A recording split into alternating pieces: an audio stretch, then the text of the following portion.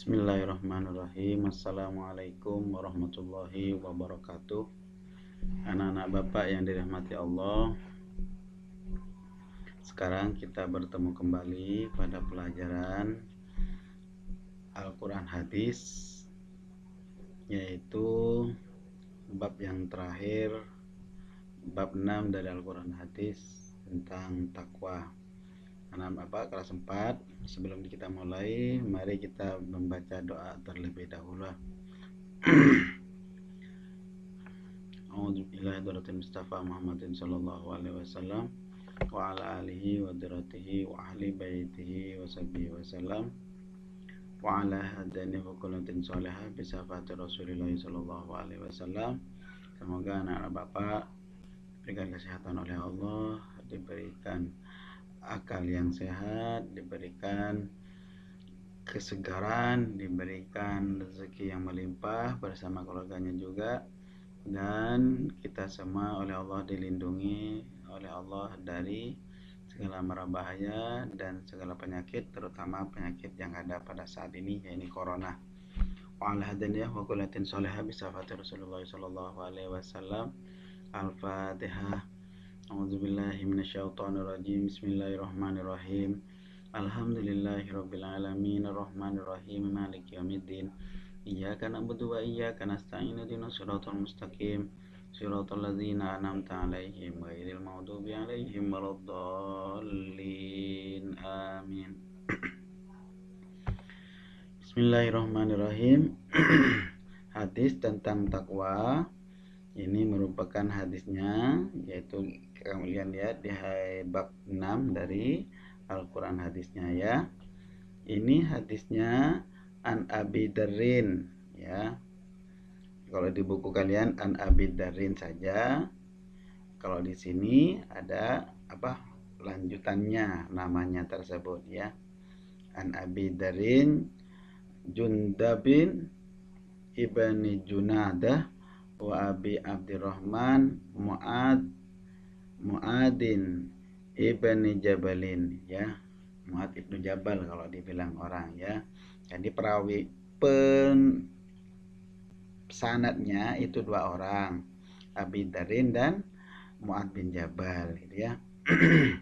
Radhiyallahu taala anhuma, semoga Allah meridai keduanya. An Rasulillah sallallahu alaihi wasallam, dari Rasulullah sallallahu alaihi wasallam. Qala, berkata Rasulullah.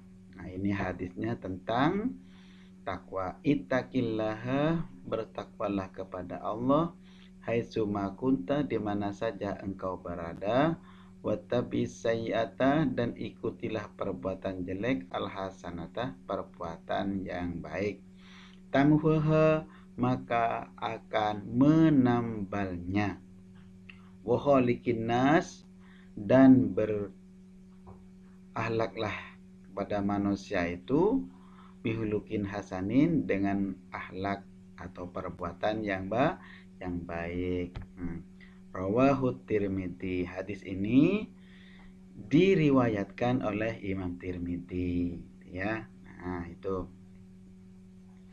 anak-anak Bapak yang dirahmati Allah. Nah, kalau arti dari keseluruhannya itu tadi Bapak artikan satu persatu dari ayatnya. Ini Abu Darin, ini Abu Dar, bukannya Abu Darin ya, Jundub bin Junadah, dan Abu Abdurrahman Mu'ad bin Jabal.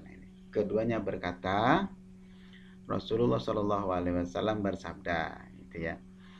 Kata beliau berdua, mendengar dari Rasulullah bersabda, bertakwalah kepada Allah dimanapun kamu berada. Iringilah kesalahanmu dengan perbuatan baik. Maksudnya, kalau orang itu berbuat jelek, kita sama juga berbuat kesalahan, berbuat dosa, maka cepat-cepatlah berbuat yang baik. Nah, niscaya kebaikan itu menghapusnya. Tamhuha tadi nak ya, menambalnya. Itu maksudnya apa? Umpamanya kita berbuat kejelekan, contoh mengambil mangga orang. Nah, kemudian, oh ini kan perbuatan dosa. Nah, langsunglah kita minta maaf kepada orangnya. Nah, gitu. Biar dia marah tidak apa-apa. Yang penting kita minta maaf. Kalau perlu mengganti, gitu ya.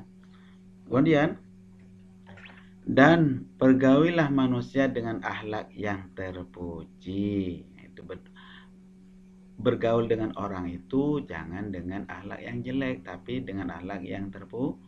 Yang terpuji bagaimana? Bagaimana orang itu bisa senang kepada kita. Nah, gitu. Tapi dengan akhlak yang terpuji. Senang karena terpaksa enggak juga gitu ya. Itu. Hadis ini perawinya ya, yaitu Imam Tirmidzi. Dia berkata hadis ini hasan. Beberapa kita menyebutkan hadis ini termasuk hasan sahih ya. Oke, Bapak lanjutkan berikutnya. Yang berikutnya adalah kandungan hadis tentang takwa. Apa kira-kira yang terdapat di hadis takwa tersebut? Nah, bagaimana bunyi hadisnya tadi? Dapat kalian hafalkan ya. Ittaqillaha haitsuma kuntah. Nah, itu yang tadi itu. Wattabi sayyata alhasanata tamuha wa khaliqin nas bihulukin hasanin. Nah, ini tadi apa dari Rasulullah disampaikannya intinya. Nah, ini Bapak bahas dulu. Takwa menurut bahasa itu taat, patuh ya. Tapi kalau menurut istilah Islam, takwa menurut istilah adalah menjalankan semua perintah Allah dan menjauhi semua larangan Allah itu. Kemudian kandungannya yang berikutnya adalah bertakwa kepada Allah itu dimanapun kita berada, mau tempat sepi, mau tempat ramai, mau tempat seperti apapun, dimana kita berada, selama kita bernafas, maka kita bertakwa kepada Allah. Ya apa? Kalau seandainya itu perbuatan jelek, maka kita harus hindari. Kalau itu perbuatan baik, maka kita harus melakukan hal tersebut. Ya. Contoh, kalian di rumah, mamamu menyuruh untuk bersolat. Nah, lakukan karena itu bentuk ketakwaan kita kepada Allah. Melaksanakan perintahnya Allah. Kemudian ada orang temanmu yang suka mencuri, maka hindari orang tersebut ya. Yang berikutnya bukan hikmahnya, kandungan dari hadis tersebut menghapus keburukan dengan amal kebaikan. Nah, dikatakan tadi kan ya. Wattabi sayyi'ata alhasanata, ikuti ke perbuatan jelek tersebut dengan perbuatan baik. Insya Allah dengan perbuatan baik akan menghapus dosa yang dilakukan keburukan tadi ya. Berikutnya, bergaulah dengan manusia dengan akhlak yang baik. Ini kita berteman, kita bersaudara, dimanapun kita berada, berkata-kata, bermain.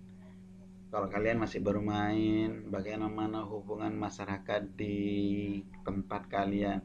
Lah itu semua harus dengan akhlak yang baik. Jangan suka menjelek-jelekkan orang. Kalau menjelekkan orang, biasanya orang tersebutlah yang jelek. Itu yang biasa yang terjadi. Nah ya, nah gitu. Anak-anak yang Bapak yang dirahmati Allah, hikmahnya apa kalau kita bertakwa kepada Allah? Segala aturan yang Allah buat kita patuhi. Hikmahnya menjadi orang yang dimuliakan Allah. Itu sudah jelas. Nah, orang-orang yang dimuliakan Allah itu seperti apa ya? Orang yang di jalannya Allah ya. Diberi jalan keluar oleh Allah dari beberapa macam persoalan. Ada musibah mau datang karena orang tersebut bertakwa kepada Allah, Allah hindarkan. Umpamanya ada orang yang mau mencuri rumah orang tersebut, karena orangnya itu bertakwa kepada Allah, Allah hindarkan dari pencurian ataupun perampokan. Nah itu ada banjir umpamanya, mau sudah nyampe ke rumah orang tersebut yang bertakwa, Allah hindarkan banjir tersebut. Nah, begitu ya. Itu yang dimaksud dengan diberi jalan keluar oleh Allah dari bermacam persoalan dan permasalahan, insya Allah. Ada masalah yang besar, mau dibunuh orang sudah. Nah, kemudian karena masih bertakwa kepada Allah orang tersebut, bisa jadi orang yang mau memukul hanya memukulnya terkenanya sedikit. Nah, gitu ya. Ini memperoleh rezeki dari Allah yang tidak terduga-duga. Nah, gitu. Insya Allah kalau orang itu bertakwa kepada Allah, tidak akan merasakan kelaparan. Ya, ini yang Allah sudah janjikan kepada orang yang bertakwa. Mendapat kebahagiaan dunia dan akhirat. Insya Allah kalau orang yang bertakwa kepada Allah, miskin orangnya, tetapi kehidupannya tercukupi. Nah, gitu. Orangnya kaya tapi selalu merasa kurang. Nah, itu orang yang tidak bahagia. Sudah mempunyai beberapa kemewahan, mobil banyak, punya ini, punya itu, rumahnya banyak, tapi dia tidak merasa puas dengan apa yang dia miliki, maka orang tersebut tidak berbahagia, gitu ya.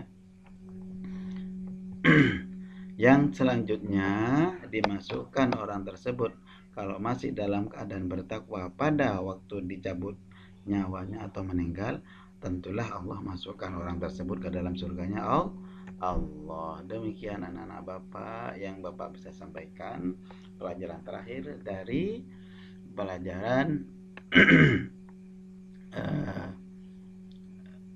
Al-Quran hadis ini.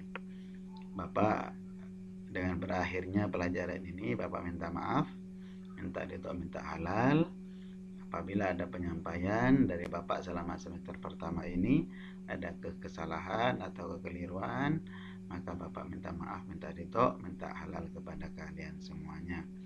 Demikian yang Bapak sampaikan. Wallahu muwaffiq ila aqwamit thoriq. Wassalamualaikum warahmatullahi wabarakatuh.